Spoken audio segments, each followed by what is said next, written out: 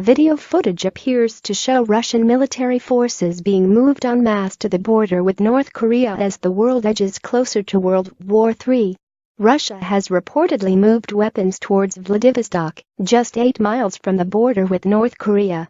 The city is within striking distance of Kim Jong-un's secretive state. Although unconfirmed by the Russian government, the movement of tanks and missiles was spotted by terrified people living in the border city and posted on social media. According to reports, the military convoy caught on camera included 8 surface-to-air missiles, all part of Russian air defense. Vladimir Putin already has a major navy base in Vladivostok. The threat comes after warnings from top experts that North Korea will have as many as 60 nuclear weapons in just 3 years unless urgent action is taken. Kim Jong-un has already warned North Korea is prepared for all-out war with the U.S. In retaliation, footage of U.S. warplanes preparing for battle was released as a chilling warning to the tubby tyrant. Donald Trump is said to be preparing to strike amid growing tensions over North Korea's nuclear weapons. The U.S. president appears to be ramping up his military capabilities after dropping a massive ordnance air blast bomb on ISIS tunnels in Afghanistan last week. But since the emergence of the Vladivostok footage, fears have grown that North Korea could become the trigger for a conflict involving the U.S., China, and Russia. Both China and Russia consider North Korea as a necessary buffer state, which they need to keep stable for their own national security. It comes just days after Rex Tillerson, U.S. Secretary of State, said relations between Washington and Moscow are at an all-time low point. China has pleaded for the U.S. and North Korea to back down. On Friday, China's Foreign Minister Wang Yi warned that conflict could break out at any moment. He said, "We call on all parties to refrain from provoking and threatening each other, and not to let this situation get to an irreversible and unmanageable stage." Russia has reportedly moved the weapons towards Vladivostok, just 8 miles from the border with North Korea. The city is within striking distance of Kim Jong-un's secretive state. And Russia and China have reportedly sent ships to shadow a U.S. fleet sent to threaten North Korea. But reports suggest the U.S.'s boats are 3,500 miles off course. Although unconfirmed by the Russian government, the movement of tanks and missiles was spotted by terrified people living in the border city and posted on social media. According to reports, the military convoy caught on camera included 8 surface-to-air missiles, all part of Russian air defense. Vladimir Putin already has a major navy base in Vladivostok. The threat comes after warnings from top experts that North Korea will have as many as 60 nuclear weapons in just 3 years unless urgent action is taken. Kim Jong-un has already warned North Korea is prepared for all-out war with the U.S. In retaliation, footage of U.S. warplanes preparing for battle was released as a chilling warning to the tubby tyrant. Donald Trump is said to be preparing to strike amid growing tensions over North Korea's nuclear weapons. The U.S. president appears to be ramping up his military capabilities after dropping a massive ordnance air blast bomb, MOAB, on ISIS tunnels in Afghanistan last week. But since the emergence of the Vladivostok footage, fears have grown that North Korea could become the trigger for a conflict involving the U.S., China and Russia. Both China and Russia consider North Korea as a necessary buffer state, which they need to keep stable for their own national security. It comes just days after Rex Tillerson, U.S. Secretary of State, said relations between Washington and Moscow are at an all-time low point. China has pleaded for the U.S. and North Korea to back down. On Friday, China's Foreign Minister Wang Yi warned that conflict could break out at any moment. He said, "We call on all parties to refrain from provoking and threatening each other and not to let the situation get to an irreversible and unmanageable stage." Meanwhile, Vice President of the U.S., Mike Pence, has threatened North Korea with an overwhelming response if Kim Jong-un uses nuclear weapons. And terrified U.S. citizens are building nuclear bunkers in response to the threat of all-out war with Kim Jong-un. North Korea is issuing a new threat to the U.S., warning of a, quote, super mighty preemptive strike. This comes after Secretary of State Rex Tillerson said the White House was looking to put more pressure on the regime. This is a constantly developing story minute by minute. What is the latest? You're right, Shannon. There seems to be a lot of back and forth at the moment as the US and their allies consistently say that the North Korean regime must change its ways. The regime continues to threaten these attacks. And as you say today, they have threatened a super mighty preemptive strike, saying that they could immediately wipe out US forces in South Korea and also strike the US mainland, reducing them to ashes. Their provocations now seem to be ratcheting up, but Secretary Tillerson, his response was as measured as ever.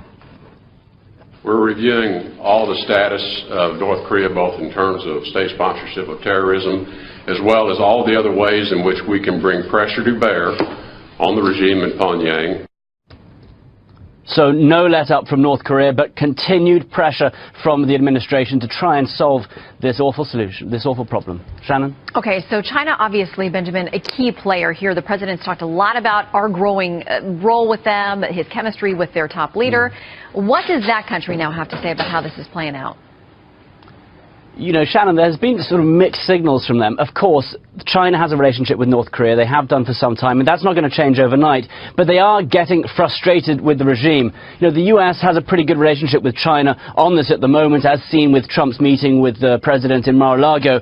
But the Chinese say they are opposed to any US unilateral sanctions and action in Korea. And they've also said that at the moment, they continue normal relations, including normal business contacts with the rogue state. Meanwhile, the US and South Korea continued joint exercises named Max Thunder to serve as a deterrent as tensions mount. About 100 aircraft, including F-16s, took part in the drills aimed at checking the Air Force's air battle and surgical strike capabilities in an emergency situation. So very tense situations in the Korean Peninsula, but the US still saying the era of strategic patience is over. All options remain on the table. We are seeking peace, not begging for it. We will defend the peace and security of our nation by our own might. Our army is at a state of maximum alert to respond to the US military build-up. If we notice any sign of assault on our sovereignty, our army will launch merciless military strikes against the US aggressors wherever they may exist, from the remote US lands to the US military bases in the Korean Peninsula, like those of Japan and elsewhere. The recent US maneuvers and the previous ones, which the US keeps saying are annual defensive routines, have revealed the hostile intentions of the US. Those moments fall within the scenario of preemptive strikes that are directly targeting our Supreme Command and strategic positions, like our missile and nuclear capabilities. The new Trump administration should look to the world with open eyes. The time of dictating orders by brandishing the US military might has gone. If those businessmen in power in the US thought they could intimidate us with military or sanction threats, as the Obama administration used to do and failed, they will soon find out such threats are useless. Unless the US abandons its hostile policies against North Korea, there will be no chance for any future bilateral meetings at any level. It is a prerequisite that Washington gives up those antagonistic policies against us. The six-party talks aimed at making the Korean Peninsula free of nuclear weapons were throttled at birth. They no longer exist.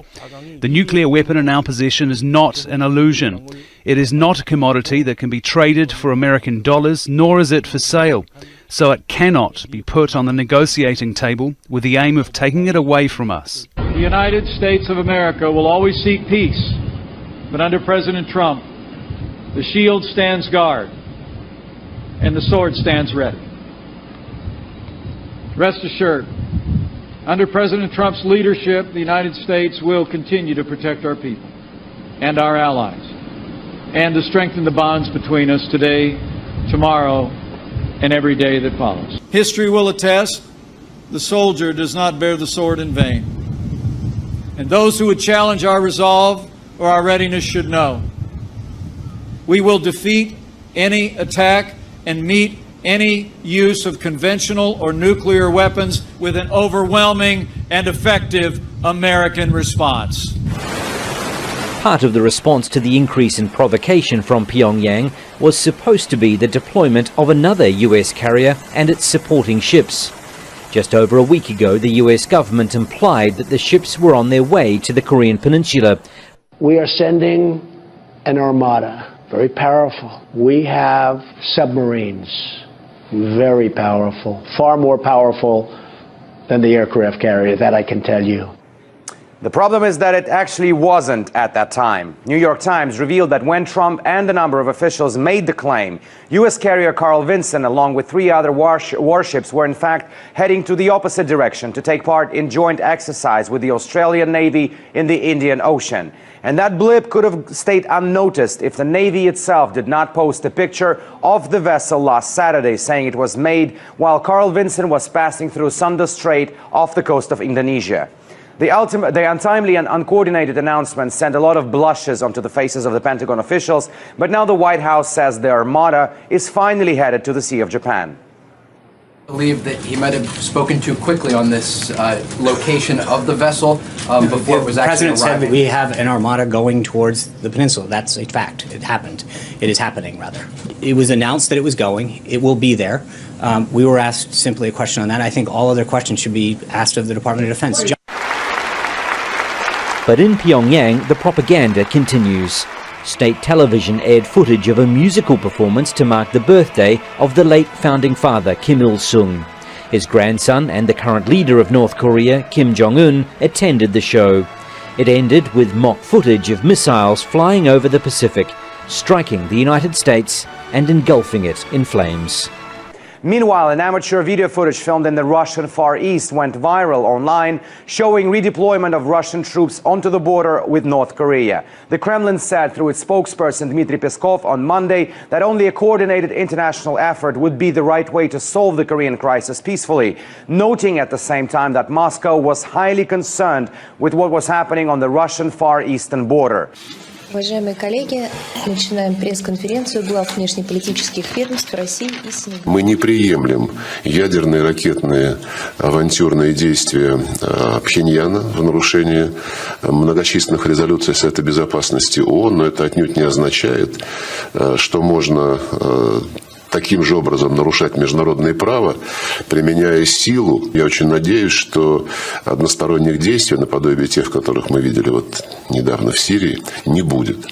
И что Соединенные Штаты будут следовать той линии, которую президент Трамп неоднократно озвучивал в период своей предвыборной кампании. The same notion has been voiced by Beijing. So things may have calmed down a little bit for now, but the situation can hardly be described as stable. The U.S. fleet is expected to arrive by the coast of the Korean Peninsula early next week.